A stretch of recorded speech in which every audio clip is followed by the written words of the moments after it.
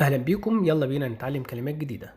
أول حاجة معانا early bird، ودي بتطلق على الشخص اللي دايما بيصحى بدري أو بيروح أي مشوار رايحه بدري.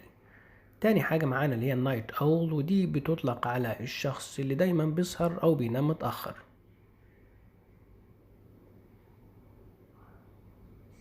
الكلمة اللي بعد كده الكوتش potato، ودي بتطلق على الشخص اللي بيضيع وقته معظم الوقت قدام التلفزيون مفيش وراه حاجة.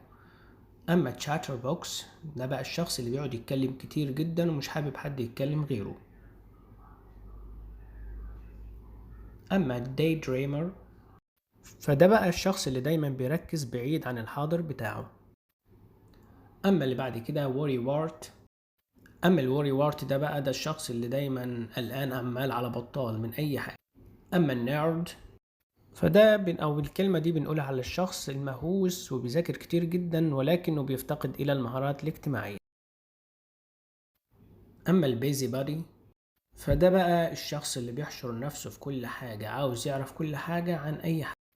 أما السوشيال باترفلاي فدي بقى بتطلق على الشخص الاجتماعي جدا جدا وبيحب يخالط الناس بشكل كبير.